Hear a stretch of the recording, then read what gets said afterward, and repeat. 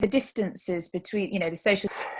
Good morning, good afternoon, or good evening, wherever you are. I can see there's names from all around the world. So thank you for joining us today for this SOM webinar in a fascinating topic. I'm Rikard Moen. I'm the chair for today. So today's webinar is on a highly specialized but fascinating area of occupational medicine, which is really performing arts, but in particular, the effect of COVID-19 in the performing arts. So we're going to look at the impact, the challenges, possible mitigations, and fundamentally, how does it get back to normal? I mean, we've all seen in the media, we've all seen how the theatres are closed and how the performing arts are struggling, and it's a real concern because it's an important, culture is a hugely important part of our societies. And how much longer are we going to be shutting down? But hopefully with the three experts today who are intimately involved in advising the professional bodies on that, they will hopefully be able to protect these specialties. And it's a huge interesting, occupational medicine is such a diverse specialty, which is why we all love it. And we often forget about things like the performing arts. Professional sportsmen is another area. That is occupational medicine. That's their job. Very few of us get the chance to be involved in those sorts of areas. But how fascinating. Did Muhammad Ali have a work-related injury? Well, yes, of course he did. But if you look at it from that way. So today we're going to be looking at it from that performing arts perspective. So what we'll do is I'll do a quick introduction of the three speakers. We're going to flow through. So each speaker will feed on to the other because we've made great efforts in linking everything together and hopefully telling a story, and then we will take some questions at the end. Please feel free as you're going through to feed questions on the on the board, on the message board, and we'll collect those at the end. And at the end, if you're able to raise your hand, either physically or pressing the raise hand button, Zoom does have that, doesn't it?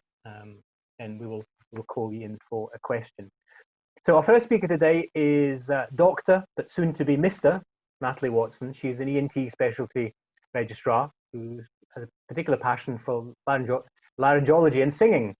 But actually also has a master's in clinical education, and she's going to be a consultant in March. So she goes from doctor to Mr. Certainly in Scotland, we don't have to do that in England. But we're very grateful that she's here today because she was on call and operating until 3 o'clock this morning. So Natalie, thank you for pulling yourself out of bed and coming here. But the most interesting fact for me on Natalie was that she is actually famous because she set up the Dart Society at King's College, which continues to this day. Our next speaker is Finola Ryan. She is an OH physician and a musician. She plays the Irish fiddle, that specializes in the performing arts and has actually done an MSc in performing arts medicine, and is currently practicing in occupational medicine. She has a particular interest in the hearing impact on professional performers, which is, you can imagine how important that is. And as I say, her interesting fact is she plays the Irish fiddle. I've tried to persuade her to play it for us today, but she's politely declined.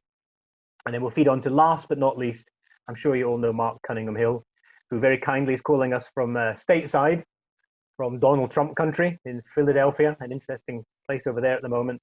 Mark has an extensive career, which I'm sure many of you know. He was at ICI Paints, GSK for 16 years. He was head of OH at Johnson & Johnson for 7 years. So he has a wide global, huge amounts of experience. And then set up, he's now currently president of the Worldwide Health Consulting, which is a consulting providing occupational health and corporate advice to all the world's largest companies. So it's a great privilege that Mark was able to pull himself out of bed early this morning to join us. And interestingly, Mark actually drove across India in a rickshaw, in a three-wheeler rickshaw, 2,500 miles. So he's quite a man of the globe. So without further ado, welcome everyone. Enjoy the next three speakers, and I will see you at the other side when we will take some questions. So Natalie, over to you. Thank you very much. I'm just going to share my screen. And here we go. And yeah. Fantastic. So it's a pleasure to be here today to speak to you all. Thank you very much for the invitation.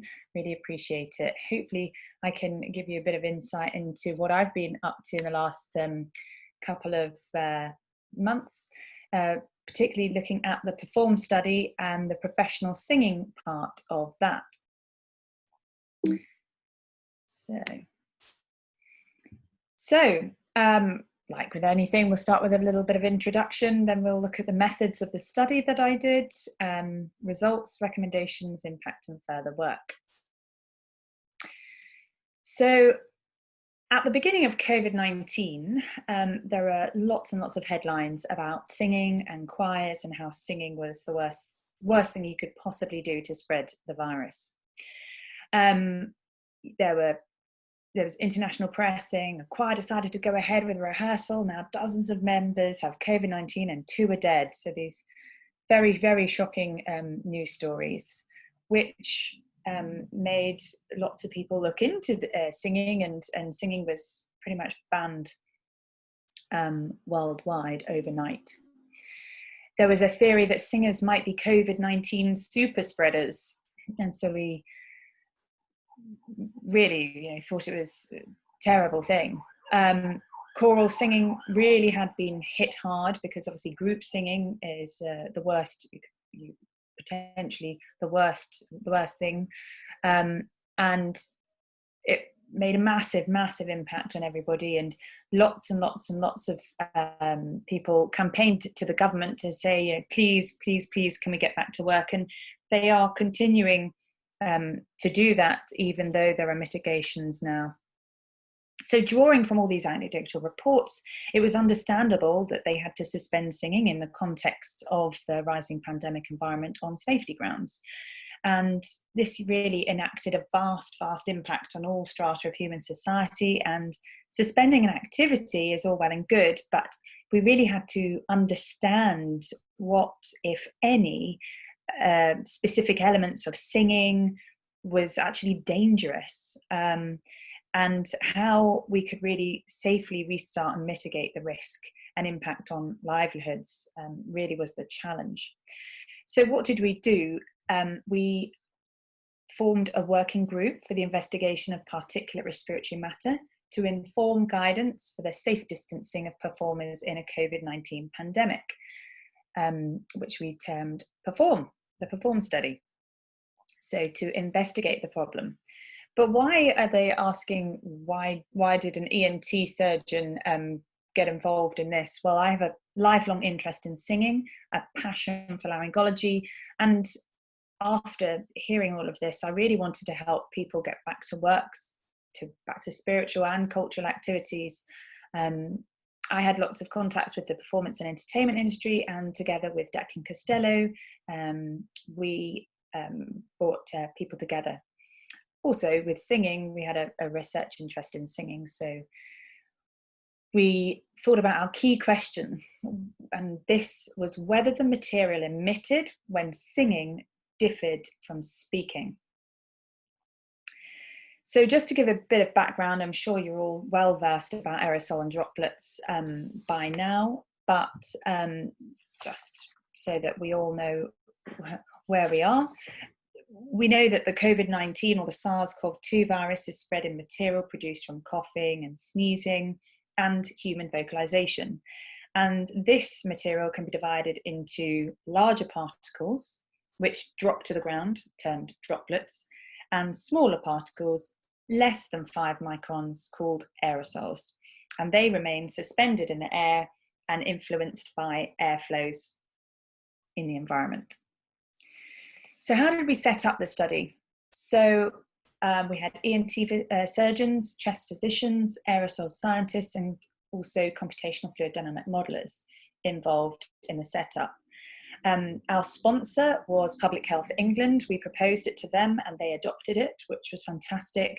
And they, with the Ministry of Digital Culture, Media and Sport, who funded the project, we all come together to create the information that we needed to figure out some government guidance.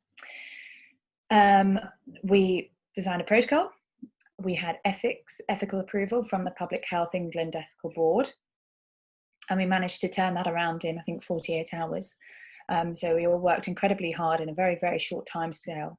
We were incredibly lucky to be gifted 2 private orthopaedic operating theatres in central London, both the Schoen Clinic and Fortius, who were amazing in giving us the venues for free. And we were also very, very lucky to loan equipment from Dyson and the University of Manchester and the Health and Safety Executive to actually perform the experiments, because of course these machines are incredibly expensive to measure these aerosols and droplets. And also, we weren't short of volunteers for the Perform project, but we managed to recruit quite easily through the BBC Singers, the Royal Opera House, English National Opera, through 11 Management, and also personal contacts. So what did we do? So the Professional Singers project was just with 25 professional performers, and we collected data over 2 weeks.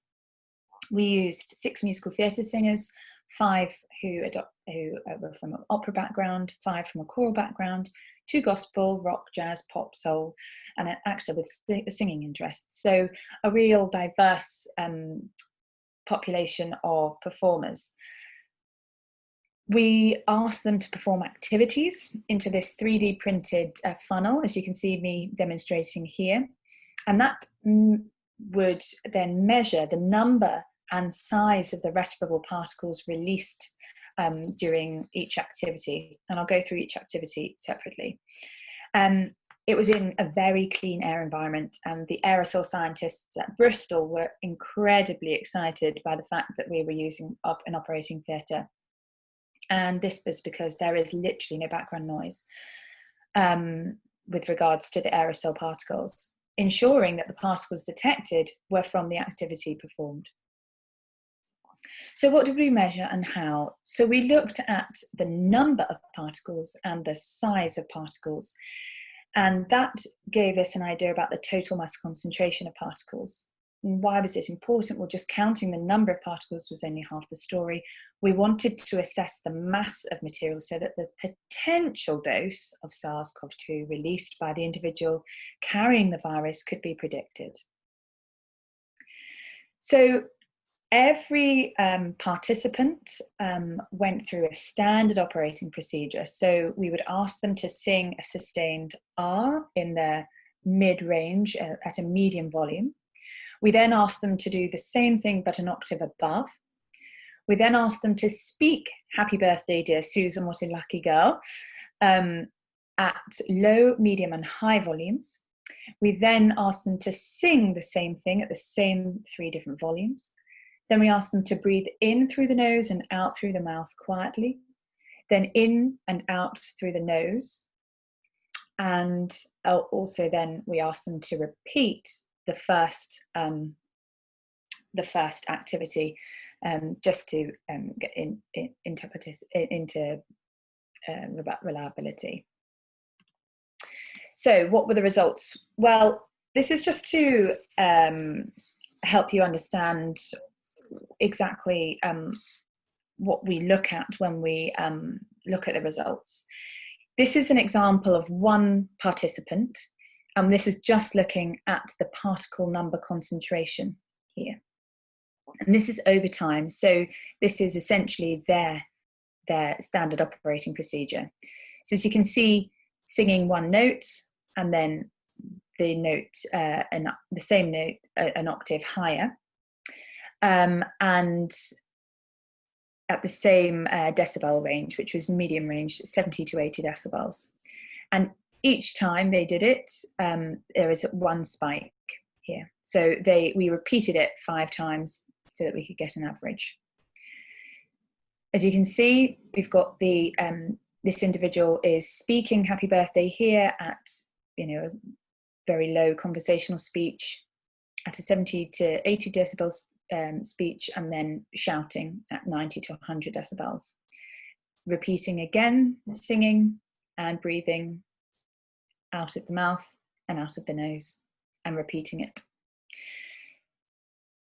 So if you remember any of the slides, this is the one to remember. This is the nuts and bolts of the results. And the top graph shows an aggregate of the 25 participants across each activity.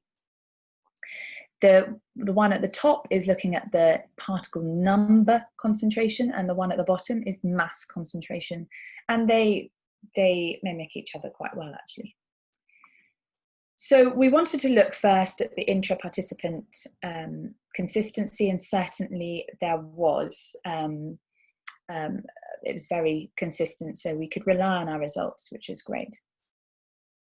But the most striking result was the profound effect of volume. Compared from the quietest to the loudest volume at both singing and speaking, there was a 20 to 30-fold effect on particles and mass concentration produced. And as you can see here, it was just this stark rise with volume. Now, we wanted to know whether singing was different from speaking. And fundamentally, there is a very small difference, but only at the medium and high volumes.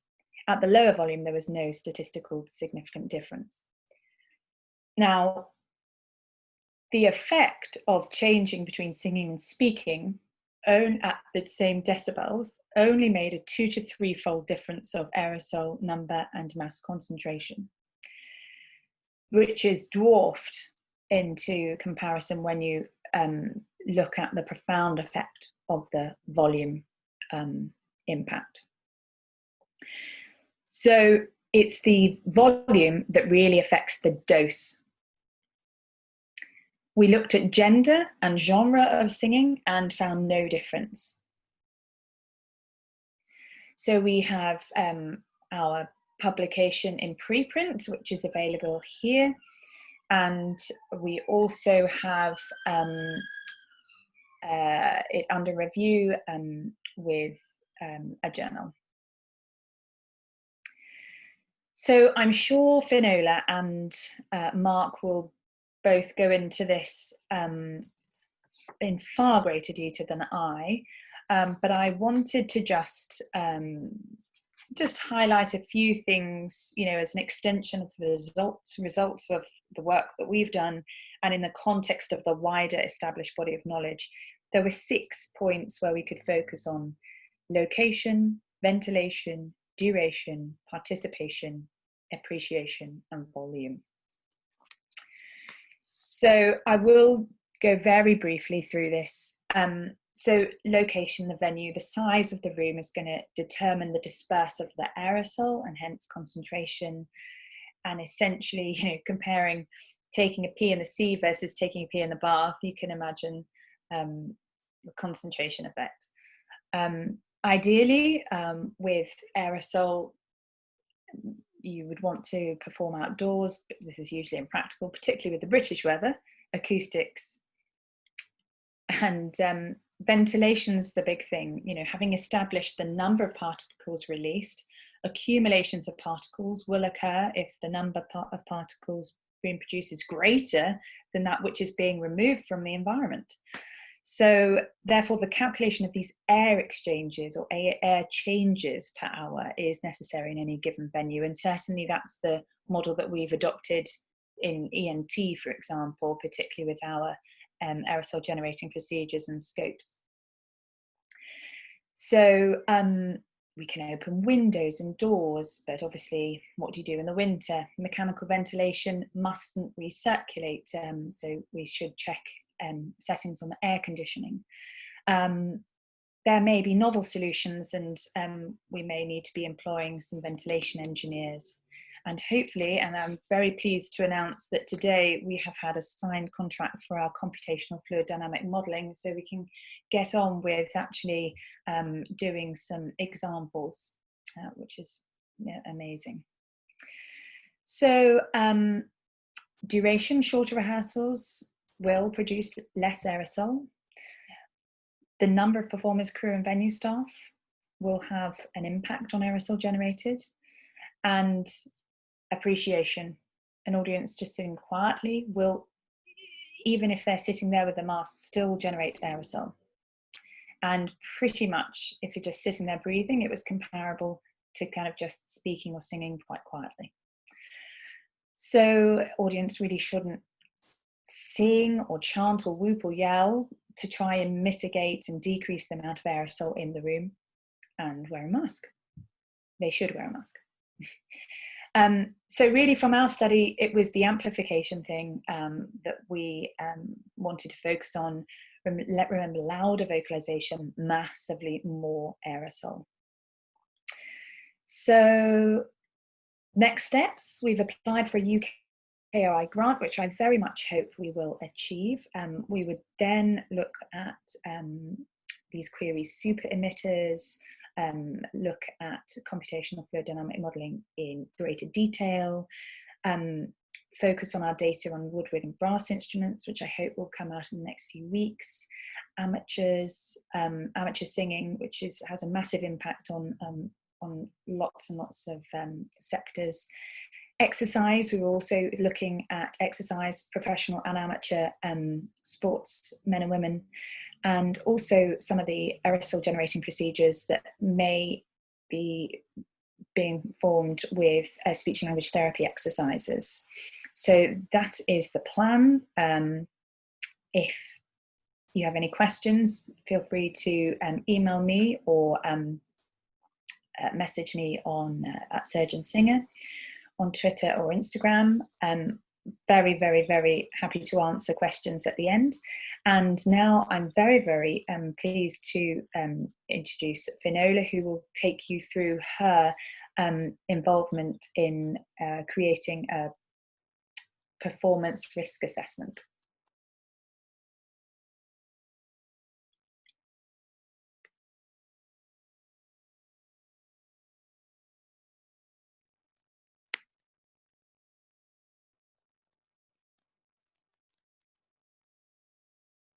Finola, make sure you come off mute. You're still on mute.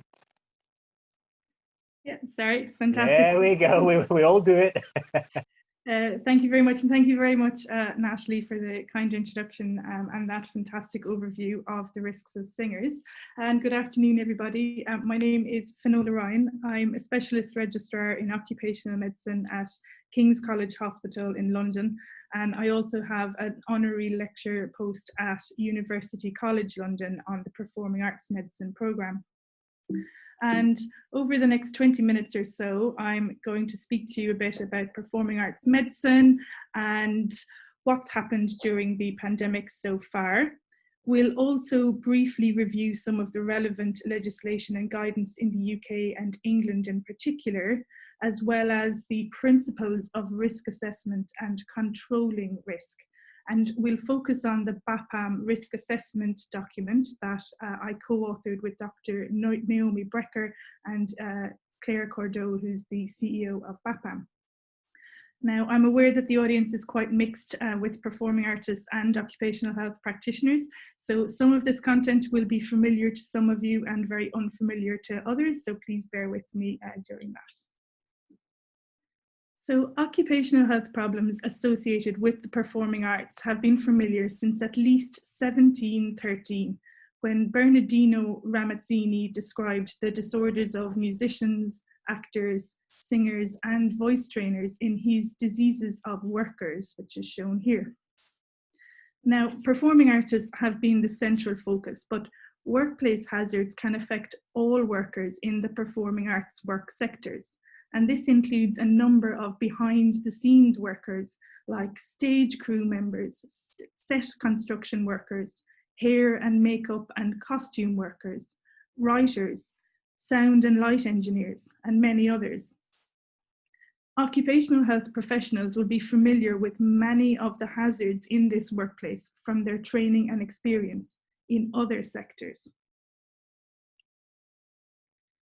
Worksite visits, occupational histories, and work task evaluations, of course, can help occupational health practitioners to understand the issues facing workers in the performing arts.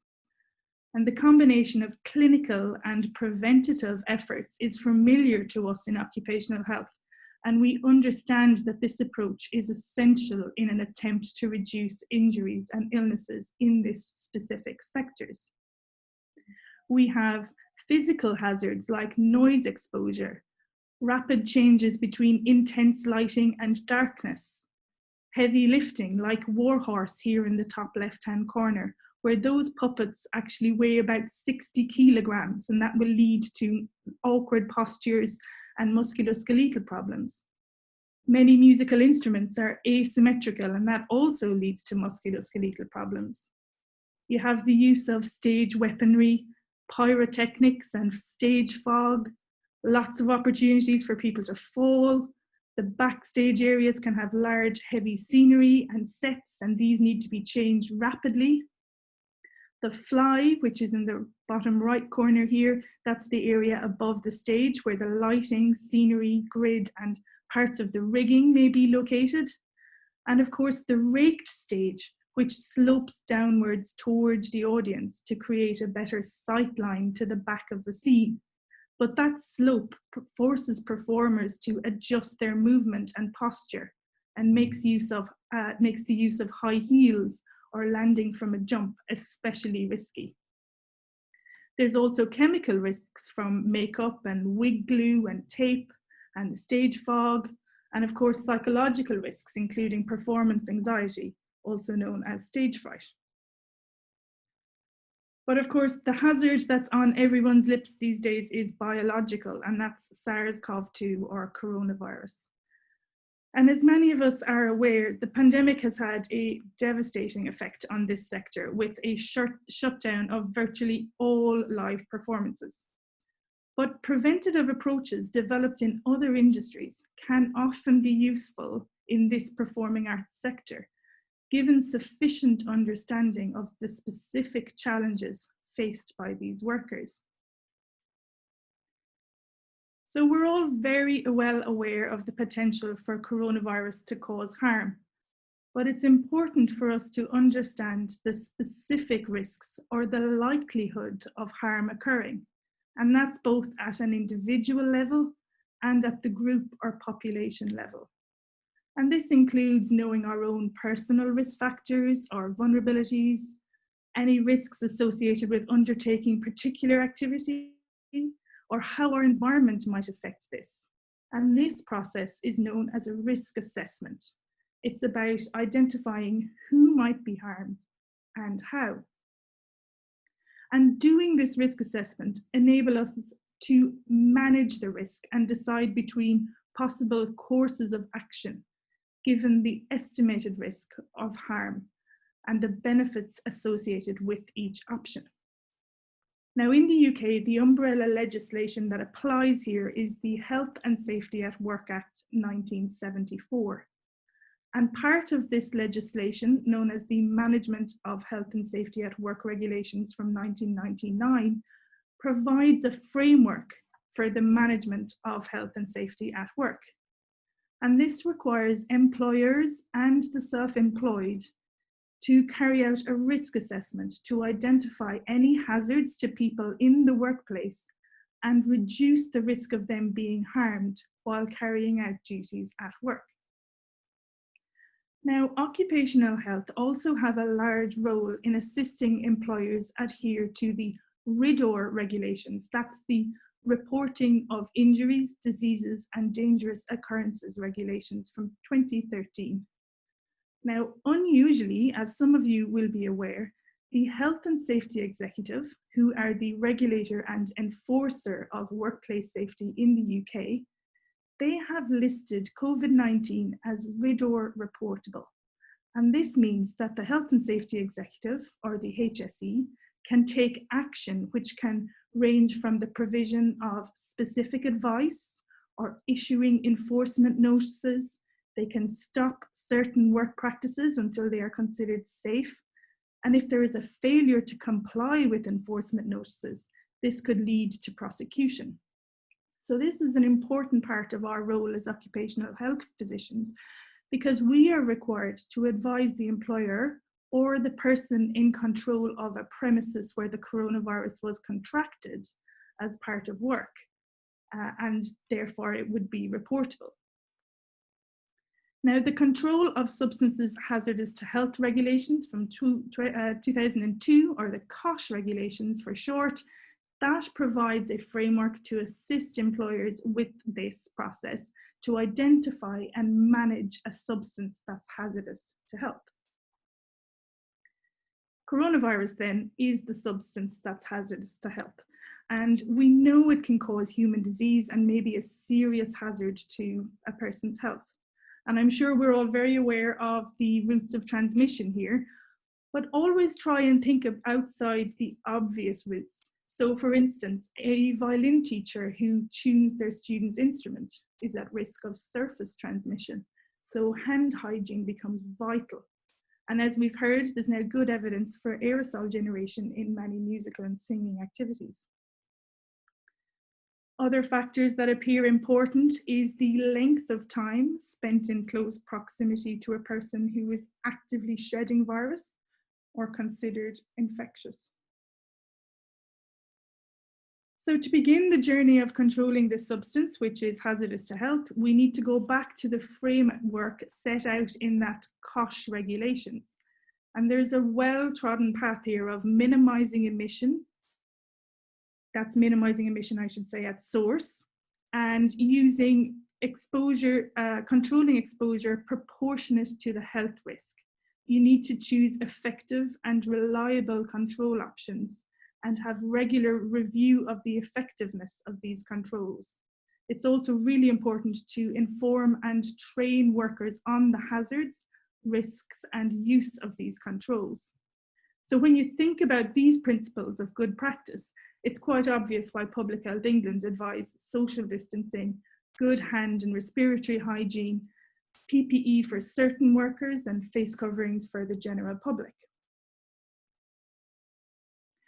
So we know there's a good framework to control risk, but where to start in terms of performing and documenting a risk assessment? Well, that's where the BAPAM risk assessment template comes in. And it was designed with freelance performers in mind, but we've had feedback from many institutions reporting how they have found it a useful tool as well. And there's 3 distinct elements that need to be assessed.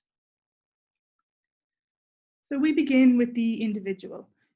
We felt it was important for freelancers to be able to assess their own level of vulnerabilities in terms of age, gender, ethnicity, and medical conditions. And we've recommended the ALMA tool to calculate your individual risk, but the BMA and NHS employers also have online tools available. If you have access to occupational health, they'll be able to give you bespoke advice about this, but in reality, most performers are unlikely to have these. So these tools are really useful to understand your own individual risk. Once you have calculated your vulnerability level, you can use these terms low, moderate, and high, rather than disclose your personal medical information. So it's nice to have a tool to maintain confidentiality. The next step is to focus on the activity taking place and consider whether that activity increases the risk of exposure to coronavirus. Here we would consider whether this is a solo or a group activity, with group work being a higher risk, whether there's any potential for aerosol generation, as we've heard, again raising the risk. Activities such as sharing equipment or instruments are going to pose a risk of transmission, and activities which cannot be carried out with sufficient physical distance also raise our risk. Again, you can slot these into the low, medium, or high risk activities. Now, these lists are not exhaustive and there may be other activities to consider, but the main ones are listed on the risk assessment template, and they consider those routes of transmission that we talked about earlier on. So finally then, you look at your environment, and here you'll think about how many people can safely share a space, the duration of time in that shared space, any potential for ventilation, either natural or mechanical. And of course, if it's mechanical, it must be in good working order. And again, I'd advise you to check out the HSE website for guidance on this if you need it.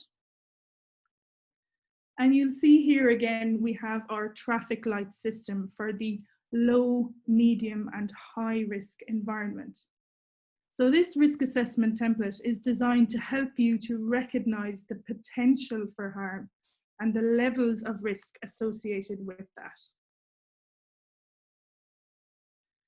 So now you can begin to think about the combined risk. So for instance, a 20-year-old female violin player rehearsing alone in a room which has windows and has not been used in the prior 20 minutes will probably be in the very low risk group. A 50-year-old male session drummer who is based in a recording studio, but he travels there using public transport. Sometimes he needs to use the studio equipment rather than his own, and he also shares the kitchen and the cloakroom facilities with other people in the studio. That will be a more moderate risk. And then maybe the classic high risk might be your retired choral singer who attends rehearsals in their local church, would probably be the high risk group. So remember that the methods of controlling exposure need to be proportionate to the health risk. So if you have an individual with no risk factors, they may well be willing to undertake the higher risk activities in the higher risk environments, whereas someone with complex medical problems may wish to stick to the lower risk activities and environments. Now that your risks have been identified, it's time to reduce those risks, and that's called implementing controls. And again, we have a well-established framework known as the hierarchy of controls.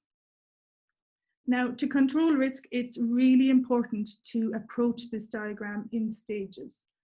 Beginning from the top of that inverted pyramid, each step should be considered carefully before deciding it's not appropriate for your workplace. But the highest level on this diagram should always be used. So we begin by thinking whether the hazard can be eliminated completely. But realistically, it's a pandemic, and that's going to be extremely difficult for the next while. In some cases, it might be possible to work from home, for instance, but that's about the only way we can eliminate exposure at present.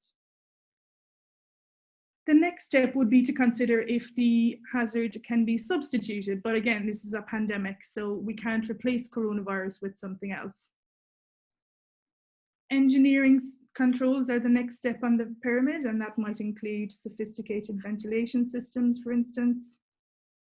Then management or administrative controls is what you'll all be familiar with at this stage, and this is to change the way people work. So working in shifts to maintain social distancing, or flexible hours to avoid travel on the peak public transport times.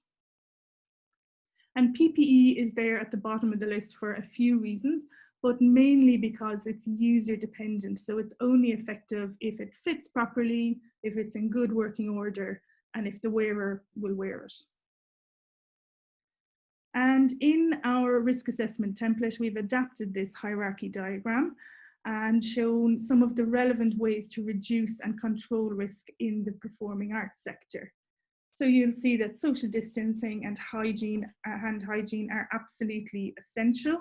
We also want you to think about the size of the space that you're in, the ventilation, using ventilation breaks, considering partition screens, avoiding any shared equipment, and the positioning. So ideally avoiding face-to-face work if that's possible. And mitigation strategies are going to be discussed in more detail in the next presentation, but very briefly, the simplest approach is to consider the individual, the activity, and the environment, and think about what changes can be made to each section to decrease the workplace exposure. Risk management requires a value judgment to decide whether the existing control measures are sufficient or whether more should be done, and the option or the combination of options that achieves the lowest level of residual risk should be used. There will always be some residual risk. If no mitigation action can be taken, though, it might be necessary to postpone return to work on that particular project to a later time, or until some mitigation strategies can be used. So in designing this risk assessment document, we referred to the Public Health England guidance, as well as the established framework within the Health and Safety at Work Act 1974 and associated management regulations and cost regulations. We also were watching emerging evidence as it became released online mainly. And hopefully in the not too distant future, we'll see the Schuler sisters back at work on the Hamilton stage, along with many others. Thank you so much for listening. Here are the details for BAPAM, the British Association for Performing Arts Medicine, and my own Twitter handle as well. It's now my pleasure to introduce Dr. Mark Cunningham-Hill, who is going to fill you in on what's been happening in the United States and also talk a bit more about the mitigation strategies. Thank you, Finola. So I will, someone needs to let me share my screen. So who's the host? Oh, there we go. I should, here we go, there we go. Okay, so thank you very much, everybody. Great to be here. So I'm based over in the US and been here for a number of years. I sort of fell into this sort of role supporting two unions, the American Guild of Musical Artists and Stage Director, AGMA, and Stage Directors and Choreographers Society, SDC. Nothing to do with my dancing or singing skills. I think people who know me probably know that they're probably a bigger hazard than to other people around me. Than most other things in life. So it was more just one of those sort of chance opportunities that came along due to some other work I was doing, and really sort of highlights the opportunities that come up sometimes in occupational medicine, things that change quite a bit. So I'm not going to spend a lot of time on this, just a couple of things. We just summarize what we know. We know it's a highly infectious disease, SARS-CoV-2. We know the asymptomatic spread, which is probably one of the biggest problems with 40–50% of people having having the virus and being infectious but not knowing it. We've talked about droplet spread, aerosol spread, and surface contamination, and I'll talk a little bit about some of the mitigating factors that we tried to sort of design for the sort of production companies and the theaters, etc. In the US, trying to get them back into the workplace. There was an interesting paper recently, if you haven't seen it, about surface contamination and the ability for the virus to last a lot longer than previously predicted. But I still think we need to work out whether it's a viable virus load at that point. But it does have some implications to performing arts. Again, I won't dwell on this bit particularly. Obviously, the type of activity and what people are doing, the transmission risk is different. So, from large droplets with singers and dancers because of physical exertion, musicians maybe, but also those people who get close to other people, like wardrobe, people, multiple people carrying bits of scenery on and off and props. And also the producers and choreographers tend to get sort of in with their artists, and and a lot of the time they'll also sit in with the audience as well for those first few weeks of production, so they'll also have that audience risk as well. Then there's the aerosols, again very similar, but tend to be a little bit more challenging to address. And then there's the surface contamination, and certainly the props, the costumes, makeup, musical instruments, and exercise equipment. And then there's also touching and kissing and fighting scenes, etc., that go on. So we will sort of move on. What I tend to try and sort of look at this is that because this virus is basically, with the asymptomatic transmission is a real challenge, that it's really you have to have multiple layers of control to be able to control it. None of the controls are foolproof. They all have holes in them. So you need multiple levels of things, from screening people coming into a facility, to PPE, to social distancing or physical distancing, engineering controls like ventilation, there's a cleaning and sanitization, but as well as, very importantly, behaviors. all impact the likelihood that, COVID-19 is going to get within the workplace, including performing arts. But also what's happening out there in the community is really important. And that, like with many other controls, if you throw lots of coronaviruses at a load of, layers of control, the more you throw at them, the more likely one or two of them are going to get through to the other side. So it's really, what happens out in the community.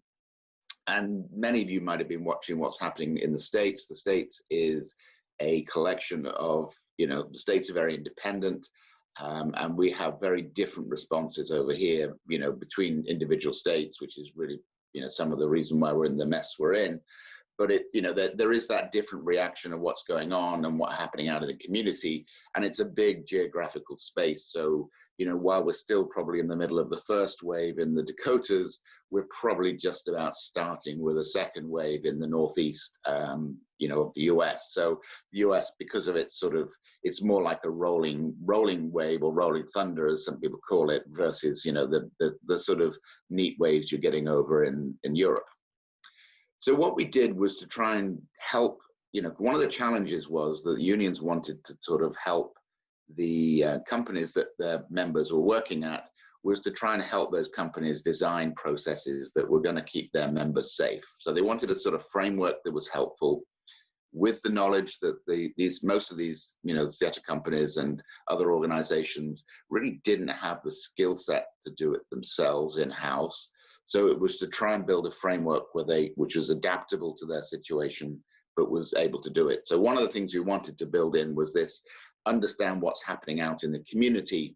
So we built a sort of level system, but from level 1, which is just basically going back into the studio and doing a little, individuals doing some dance, rehearsals and practice, through to level 5, which would be a new normal, basically whatever that is post-COVID. And really looking at some metrics out there in things like sort of 14-day reduction in cases, the number of new cases per million rolled over an average of generally 3 to 7 days, and the positivity rate. We could also look at the transmission rate, etc. But look at some metrics that sort of help guide people.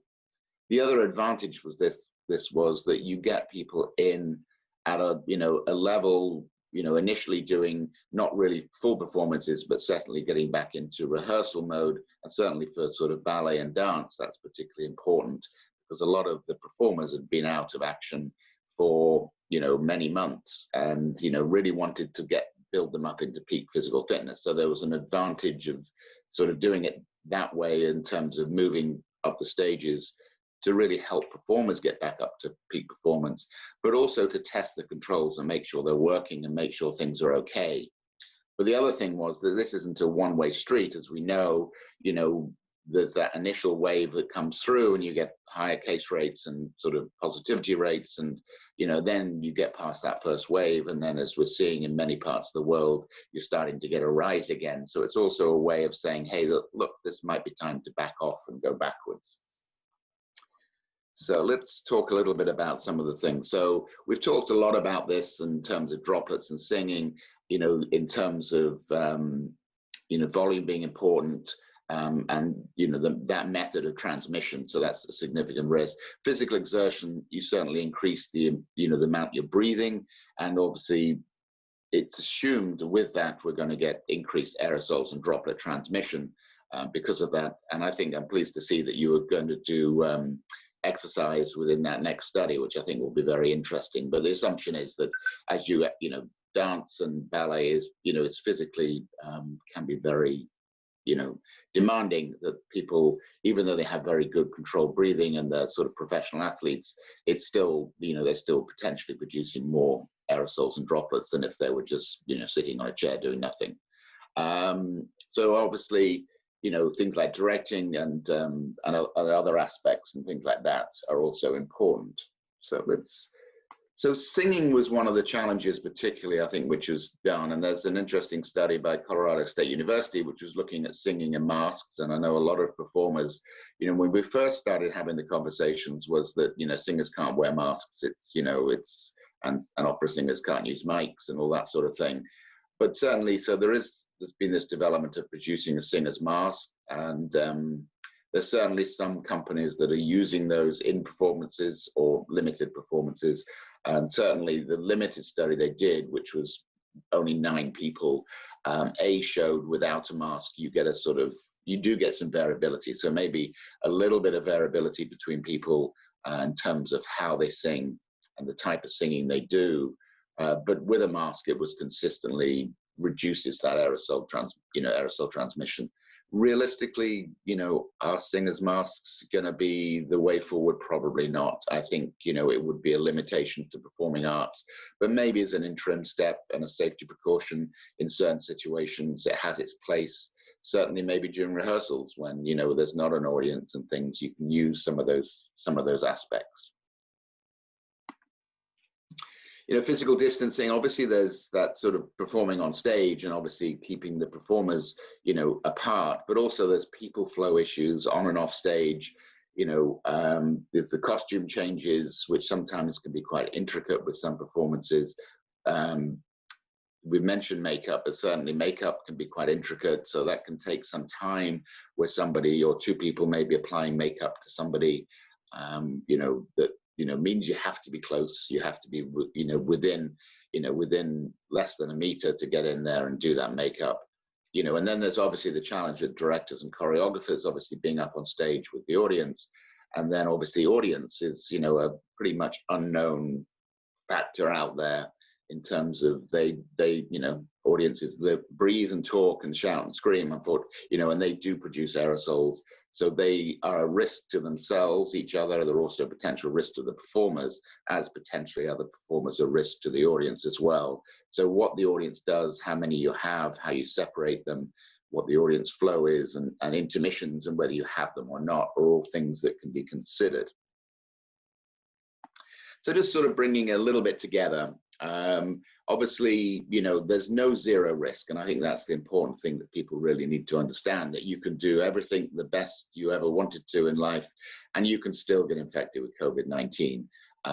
Maybe if you're a monk up in the Tibetan mountains, maybe you're safe, but relatively it's, if you're involved in performing arts in Europe or the US, there's certainly going to be a risk, and all the controls you put in place are not going to make it zero.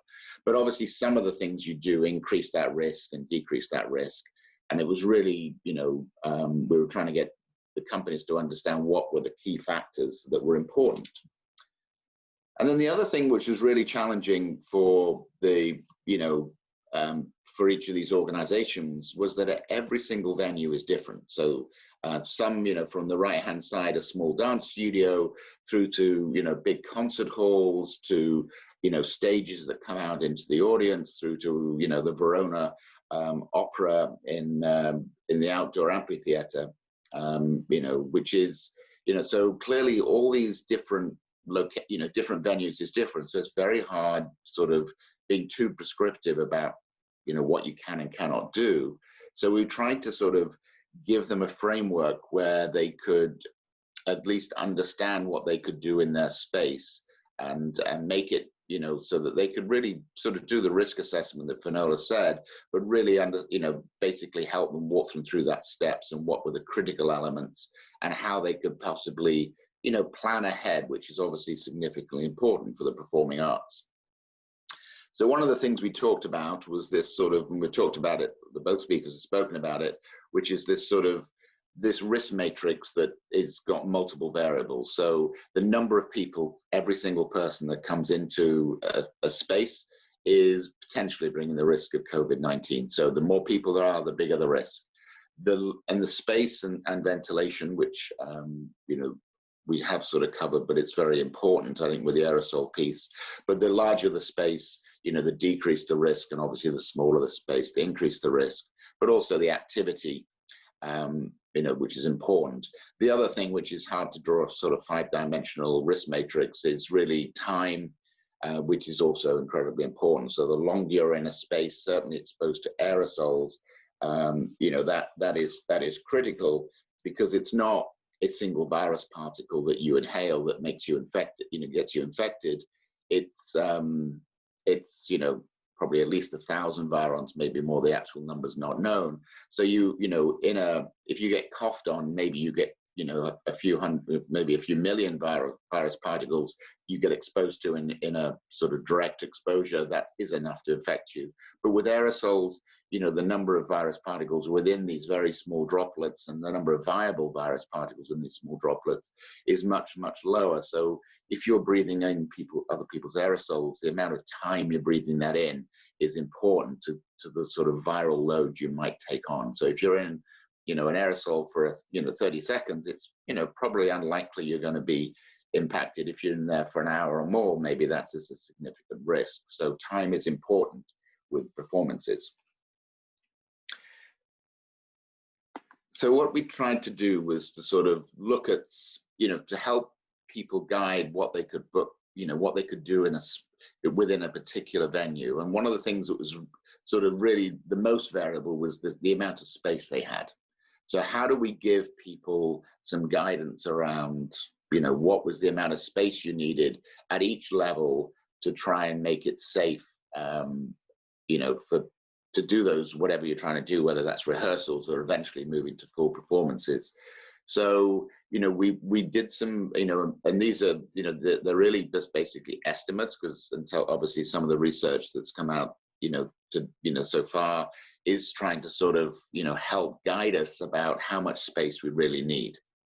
So, you know, indoors, you know, we come up with a number which is really based on a space around the singers, which includes a bigger area in front of the singers than to the sides and behind, because clearly aerosols and droplets certainly project forward, but obviously aerosols will drift on the, you know, the airflow. So, and then obviously outdoors, it's a significantly less risk than, you know, indoors, just because you get sort of natural, very rapid mixing with you know, fresh air, which disperses aerosols very quickly.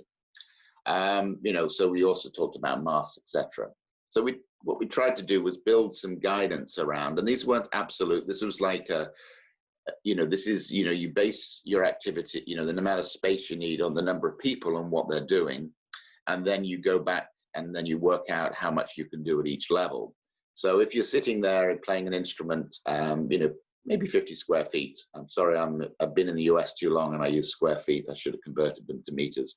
And, you know, but moving around, obviously, when you're moving around, you need a little bit more, you know, if you're stationary or just moving around, walking is the thing, you can generally avoid people.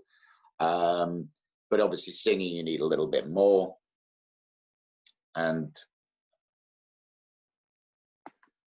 then obviously with dance, you know, again, it was again basing space based on the number, you know, the activity you're doing. So if you're sort of, again, if you've got the musical directors or the, you know, the choreographers standing there, they need so much spare feet space. If you're doing sort of stationary work, you know, on a bar, even with stretching out and, you know, the standard sort of, you know, 1.5 or 2 meter distance isn't going to be enough maybe to stop touching or getting very close to other people. So we sort of increase that. And then obviously if you're moving around the room, it just gets more complicated in trying to keep that physical distance around from everywhere else. So how we translated that into a tool that sort of people could use was to really look at that levels of what's happening in the community and really say, you know, if you've got a studio that's at 2,000 square feet, that you would, you know, at, you know, level 1 is just going to be, you know, 1 or 2 people in that facility. If they're cohabiting, maybe up to 4 who would do practice. But when you start getting into doing proper rehearsals with more people, you would base the space on 50% of the maximum at level 2, increasing to 75% at level 3, and then 100% as you go to level 4.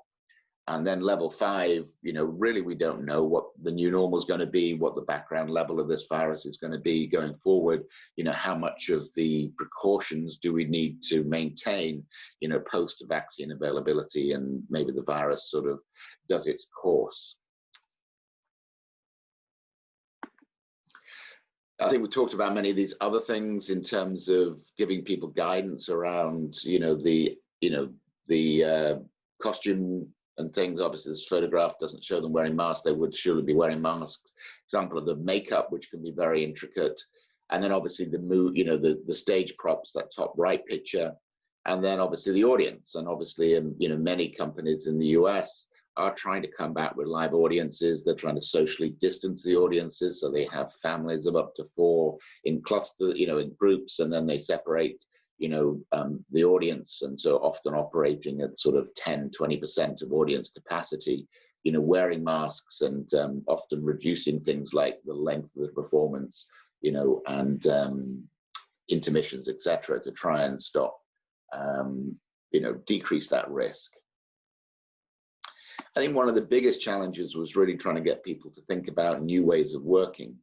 So, when you got choreographers and directors, and, getting people to, who tend to be leaders within the performing arts, is getting them to sort of lead by example, getting people to wear masks and sort of break down that barrier about sort of, it's not impossible to wear masks. You can sometimes build them into the performance, but really, obviously following the sort of the standard rules, but really, thinking about different approaches. So have fewer performances. You might have done, an opera with, a cast of 100. Can you do it with a cast of 20? And that often needs some rework and redesigning. Having performers wear masks, it's sort of thought to be taboo, but, maybe it's not such a bad idea, and maybe it's not impossible. Obviously very hard physical exertion, and wearing masks can be challenging. The WHO still sort of tends to say you shouldn't wear masks, but a lot of professional athletes and things do still wear masks and perform at very high levels. I think it depends on those person's personal fitness. Giving people their own space, and so allowing them to have their own little space where they can keep their things and get used to this sort of separation. And if a singer needs a drink of water, it's not normally the stage director is going to run on and give them a glass of water. They have their own little table they can go to and pick up their own things. Sort of no audiences. Do we need audiences? There's a few things starting to happen in the US where they're starting to put on performances, generally by sort of bringing people together, trying to form a bubble, which is basically you isolate them for some time, you use some screening in terms of testing to do that, and then you film it, and then you stream that filming, and you sort of do it that way. There's outdoor performances which are happening. There was a lot of performance happening on the West Coast and up in the Northeast of the US, during the sort of summer and fall, because early fall, autumn time, because of the weather was great. Unfortunately, with the West Coast, they suddenly had all the fires, and then we had the other issue about people. It was more hazardous to go outside when pollution levels when smoke was significantly high, and also that trying to build in this sort of virtual observation. We sort of recommended that each of the organizations had a COVID supervisor who would be responsible for checking on how things were going, how things were being implemented. And, when they would be part of the organization, the employer, if you like, and not part of the union side of things.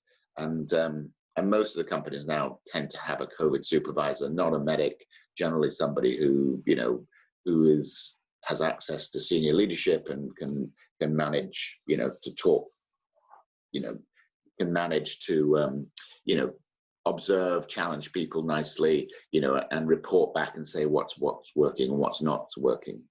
And then the other thing which we really tried to sort of talk to the members about was what you do outside work really impacts what you do inside work.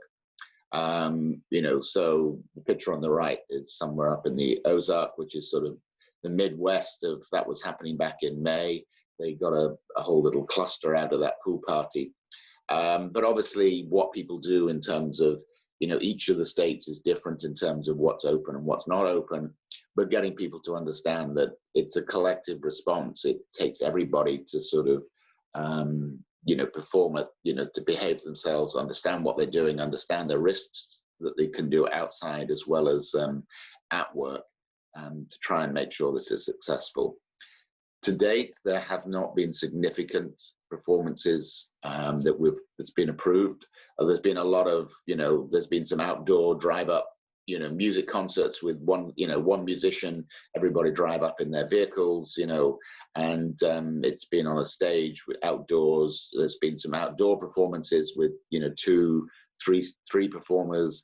There's been some bubble activities where, as I say, they bring all the actors to some remote location.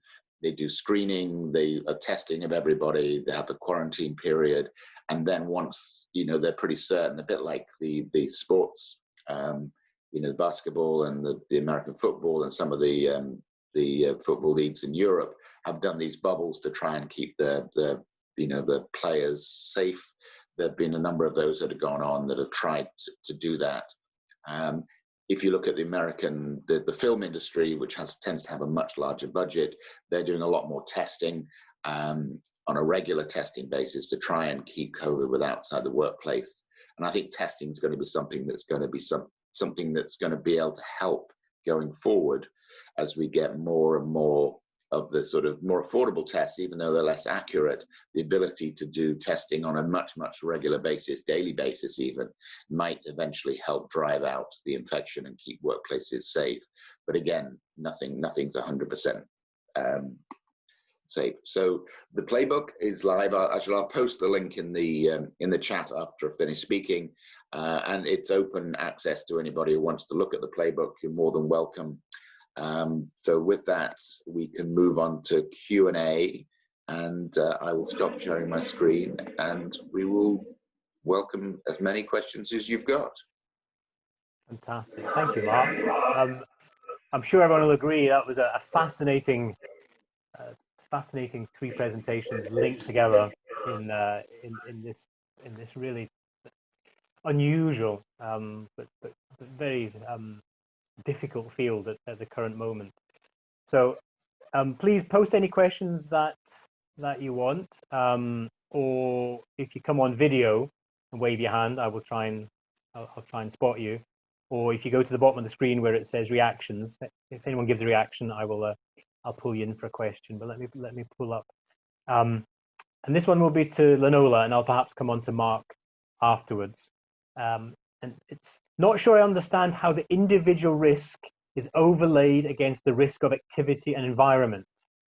What does a low/high risk individual do for a moderate risk activity in a moderate risk environment, for example? Tricky question. Finola, what do you think? So your individual risk factors are things we can't change. So you can't change your age, your gender, your ethnicity, and you probably can't change your medical conditions enough to lower your risk that quickly. So that's why we need to focus on the activity that you're doing and do the lowest risk activity possible, and focus on the environment and use the safest environment possible. And potentially you may choose to do a higher risk activity if you're able to do it in a very safe environment. So it's a value judgment, and it really has to be on a case-by-case basis, I think. Thanks, Finola. Mark, do you want to add to that? Yeah, no, I mean, you know, individual risk is a particular challenge, because obviously age and, you know, medical conditions are often protected as well. So you can't discriminate against people because, you know, I mean, you can't come to work. So there's those discrimination issues. So it was really trying to sort of, you know, and it's a challenge across all industries about what you do with people who are particularly at high risk. You know, generally what was the approach which we took was to really be, if people were concerned and they didn't want to go to work, there was no penalty for doing that as much as possible. But it's the challenge is that it's difficult to do that. I suppose the good thing with the performing arts is that certainly in the dance side of things, that many people are in peak physical fitness, but it doesn't mean to say they don't have diabetes or hypertension or something else like that, but they're generally.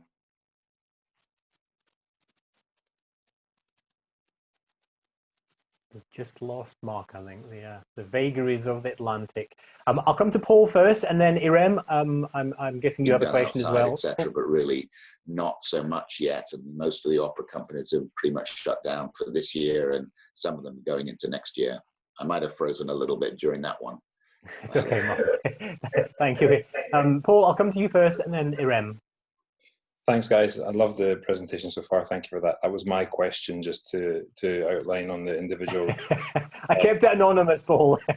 I wrote it. I don't know if you've ever seen it, but my background, I worked until recently, unfortunately due to COVID, as the Director of Performance Medicine at Cirque du Soleil. And so this was a kind of interesting set of presentations of work that we've had to face up to, and I'm fascinated with where all of this is going. It's that experience around, we have these templates for risk and activity and environment makes complete sense to me, but it really would be helpful if an understanding of your risk category as an individual phases your overall decided risk against activity and environment in that grid up or down. In other words, if you are high risk, is there never a low risk option for you in that category, or does it change some way? Having those written down from any evidenced background or simply as a recommended practice is helpful for multiple people in these businesses to be able to refer to, because in circus, of course, we have extremely high level fit people, but we also have an 86-year-old clown who runs through the audience as part of his show. And so the diversity within our space makes it a little bit more difficult to manage risks. And so I'm just raising it's helpful, and I very much appreciate the work that's being done to help support people in making decisions in their workspaces like this. I think it's a really good comment, Paul. It's one of the disadvantages with the COVID age, which is an extremely useful tool, but it does tend to be quite binary. It's actually quite difficult to that gradated approach. Any comments from the speakers? Mark, should I come to you on that? Yeah, no, it's one would be, the challenge is I don't think there's enough evidence to I mean, obviously, with the, there's reasonably good evidence that if you've got certain, comorbidities, that your risk of severe outcome, increases, by X-fold, so there is that sort of, data points around that, but, and some people may be more at risk of, catching, COVID as well, but generally there's less known about that end of things. It's really difficult though to, this is somewhere, where it starts becoming challenging in terms of, with the legal side of things about what you can and cannot say, and really you've got to be very careful, certainly, I know in the UK, but definitely in the US, in terms of the discrimination piece about how you position things. And but the more you can try and get people to understand their personal risks, but really some of the options that they might be able to take. So, they might be at higher risk from, from a severe outcome of COVID-19, but if they're singers, maybe everyone uses singers masks or wear masks while they're singing, is enough to reduce that risk. But it's a challenge to be able to, that might be okay during rehearsal, but then as we get into performances, it starts becoming more challenging. So I'm really not sure there's a great easy answer for that, Paul, but it's a challenge in industry as well, of what you do, in other industries, with people who are higher risk. So it's one of those conundrums. Well, maybe I just reference then, just in case anyone would like to talk about it, in our time at Cirque, we faced a very similar process where you have to judge the activity in the environment, the three factors in effect to mitigate risk, as we're talking about here. And the third, this was an emergency response on stage, like in a sports team, undertaking to remove people safely. And one of the additional elements for us is the nature of the rescue that's required, because this could be a person that's hanging in the air. So I would be happy to talk with people around how it's possible to consider an additional factor as a way to give a little bit more use or utility to that grid, but by in effect taking it and having a subsequent grid that you overlay against to try and give you a bit more of an individual recommendation. But very much appreciated, and nice to be consistent with that. And one last thing I would raise, yes, to discrimination, especially in the US, something we faced a number of times. However, don't forget we still have a requirement to provide a safe working environment. And in this circumstance, that also takes precedent. And so for us, it's about creating that safe environment without truly excluding someone, thereby avoiding discrimination. Yeah, I think that's a really fundamental point. And Mark, you may not be using the COVID age, but it was. I've seen the COVID age calculator, which is an interesting tool. Yeah, and one of the challenges with that is there is a potential within that for discrimination, but it's something I agree with you, Paul. The HSE overrides, but going forward, there may be issues arising from that. It's just a word of caution for people who are using it. Irem, I'm thinking you had a question. No, I didn't have. Sorry, misunderstanding. Sorry, that is my my dog who is disappointed you haven't got a question. A question for Natalie. Based upon the research that you've seen, what do you thought about churches? Should we be closing churches in that case? If we're not allowed to open up the theatres and the opera, should we be, I'm not being political. I know in the US this is quite political, but actually I'm being, from a scientific perspective, what are your thoughts on that? So I know that certainly lots of churches have limited numbers, so they've done their own risk assessments, and they will only allow in a certain number of people into the room or into the place of worship. So I also know that certainly in my local church that there is no singing allowed. There's just one person singing at the front and that's it.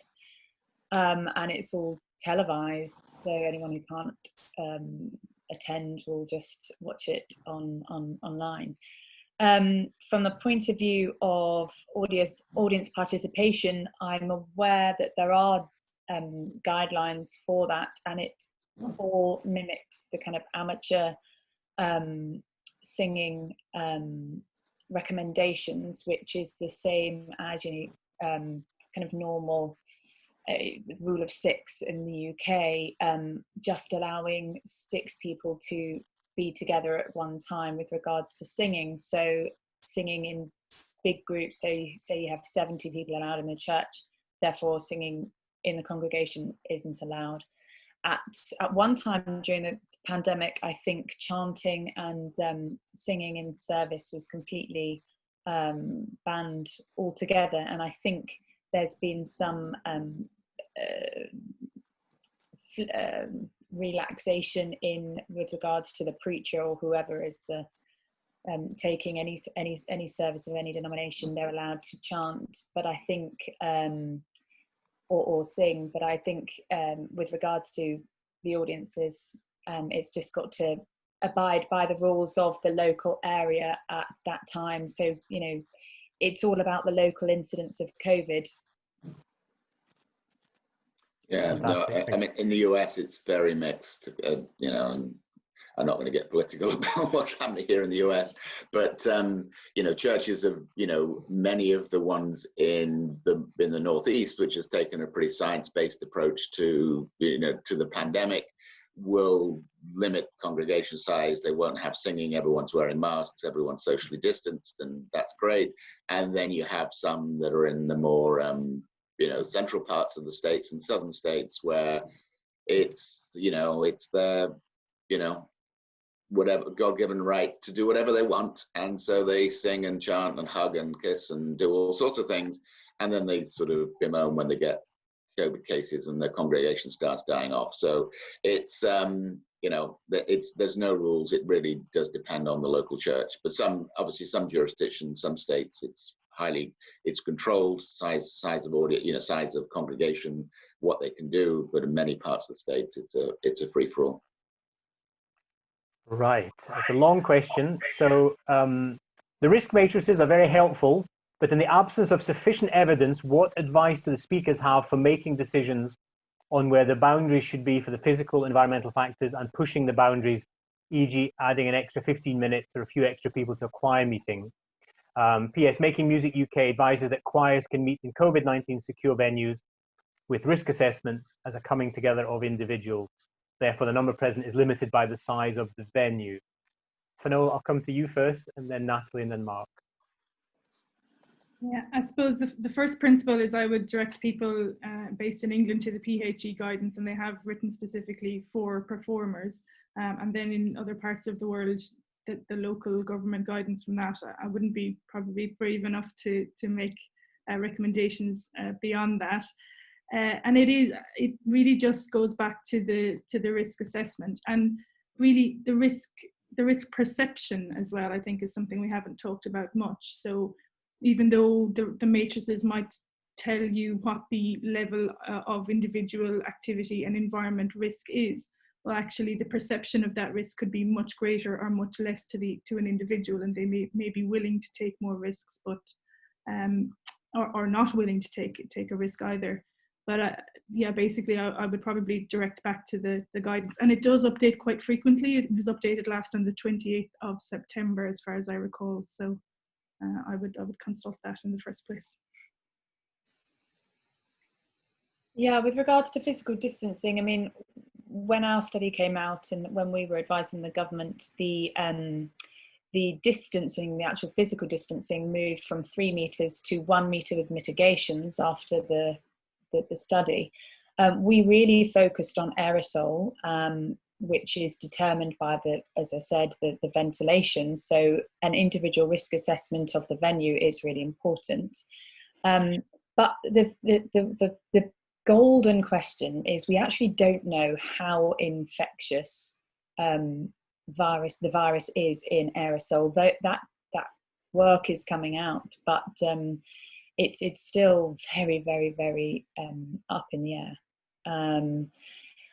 As I can only reiterate Finola's comments about, we must just adhere to PHEs and the government's guidelines, because that's the only thing that we can do in the UK, because they are drawing from a number of experts from around the world, and they're just analysing all the data that is sent to them and which they also seek. So they've got some of the best people working on it, and they really, really do have our best interests at heart, and so they're working incredibly hard to create these guidance, and it is really difficult because it's affecting our spiritual and cultural and professional activities, but the most important thing is to keep people safe, and that's it. I mean, yeah, physical distancing, we know that droplets for most activities will fall within at least 1 meter, and in some individuals move to 2 meters. Obviously, with coughing and sneezing, it's a completely different activity to singing and speaking. So there was another question here with regards to comparing coughing and sneezing with speaking and singing. Now, with regards to aerosol production with that, it's all about time as well, as a cough may last, less than a second, whereas that may equate to 10 minutes of vocalizing.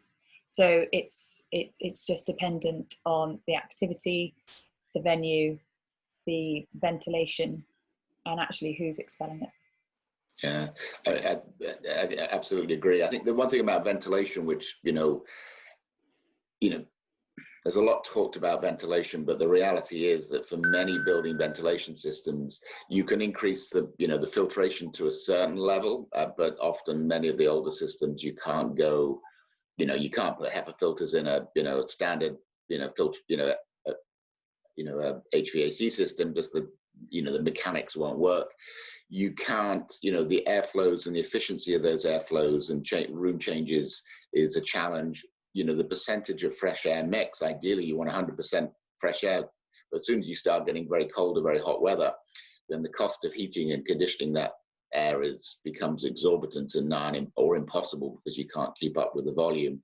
So, ventilation is a particular challenge, and how you give guidance. Obviously you can measure things like carbon dioxide levels in a room, and it'll give you a sense of how much build-up's in there, and that's a really simple, easy tool to do. I think the interesting thing about that question was pushing the boundaries, and we know where pushing the boundaries has got us so far. The answer is, it doesn't work. Everyone wants that little bit. Everyone, they keep their group of friends, but then they have another couple of more friends around, and we all do it. And eventually, if you keep pushing the boundaries enough, someone will bring COVID-19 to the party. So that's the challenge. Human behaviors is really critical. And if you look at what's happened in Asia and what's happened in Europe and the US and Latin America, it's mostly human behaviors and and obviously some of it political, will, but there's driven the different responses and the different outcomes for, how the pandemic's panned out. Yeah, thanks, Mark. I really liked your slide where you had the barriers of control, almost like the bow tie principle, where each of those barriers, and then the final one was behavior, which is like behavioral safety. Not always, often the hardest one to manage. Ellie has a question. Hello, thank you so much. It's been a really fantastic webinar. I can't thank you enough. I am an amateur musician, play the viola, sing, or did, and I have had long COVID. So I got COVID back on a film set as an actor in March. Why I wanted to listen to what you were talking about was on a number of bases. Can I just make two little observations? That Mark, you had a slide featuring the set from Valkyrie, and it occurred to me that actually Valkyries are probably the biggest spreaders as a group. And also that community testing is the most important factor in all of this.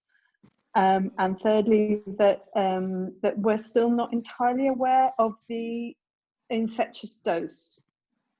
So that's the big problem. We don't know how pernicious this bug is in terms of quite how many aerosol particles or droplet particles, or what the dose is that will actually kick off an infection in anybody. And that's the whole nightmare to me of the whole thing, in that it can be such a small amount that will get hold of somebody's systems. So what my issue is about an individual assessing their own risk. Having had long COVID, and my ENT specialist has told me I'm not allowed to sing, and I've got a few more months to go because I have the semblance of a chemical burn down my throat as a result of the virus, which I didn't find out until 6 months after I'd had the infection, and it was only by pushing that I found that one out. I got told, do not sing, do not be exuberant, and a number of other things. And I've noticed that a number of singers out there who have had the virus and say they have throat issues are still pushing themselves to try to sing because they've not actually had an ENT specialist saying to them, no, lay off. So my concern is that people looking at the risk factors are not factoring in, if they've had the virus, really what the damage that has been done really consists of. So, and that speaks to Natalie's piece, and the BAPAM risk assessment is fantastic. It's really good, and it does hint at long COVID, but also about the fact that they have had the bug, that actually they may be in a high risk category, doesn't matter what age they are, because they're now more susceptible and having had their immune system whacked by the bug already. And those are my concerns, because we now will have a large cohort of people in all territories that will have had this issue. If they survive the bug, even if they had minor symptoms, they will have possibly lasting damage. And as performers, that's something they really need to be taking into account. So I'm not really sure where if that's a question, but it just, my observations. Ellie, thank you ever so much for sharing that with us. It is, and you mentioned ENT, but actually you are a profession and you are all working. So this is where occupational health comes in. This is where, we look at the risks from the health situation and the workplace and combine the two together to make sure that employees kept safe. So actually, and we're running out of time, unfortunately. I think we need to do this again. I've got a whole list of questions here. And one of them was actually, how can occupational health provide support to the performing arts, particularly the freelancers. But I think we'll just have to leave that one hanging in the air, because that just ties in perfectly with what you were talking about there, Ellie, and that's really what we in this profession that we do. We try to keep people safe and healthy and reduce their risk. So we're coming to an end. So really, I just want to sincerely thank the three speakers. What a fantastic! I've done a lot of webinars, and this must be the most interesting one that I've chaired or been on so far. So really, thank you to the speakers, Natalie, Finola, and Mark. Huge thank you to BAPAM, which is the British Association for Performing Arts Medicine. They were a co-sponsor or a co-host of this with the SOM, and thank you to Nick and the SOM as well. A huge thank you to everyone who attended, and almost everyone is still on the webinar that joined. So that's a record. That usually never happens. Usually by this stage, people have all been dropping off. So thank you I hope you found it informative and instructive. Please remember, this has been recorded, so you can watch it all over again and share further with your colleagues within the profession, within the BAPAM profession. And really, just to round up, it really typifies what we do in occupational medicine. So we had Natalie talking about the science and the evidence on the hazard. We then had Finola talking about taking that hazard, how do we assess that risk? How do we look at the risk to the individual? And then Mark finished with how do we mitigate? What are the solutions that we can use to try and get people back to normal working safely? So it's almost a lesson in occupational medicine. That was not the intention, but as I was sitting here, that's just the feeling I got. So a huge thank you to everyone for attending. Thank you once again to the speakers. And I really do think we need to do this again. I think it was that enjoyable. We should do it again. So thank you, and keep well.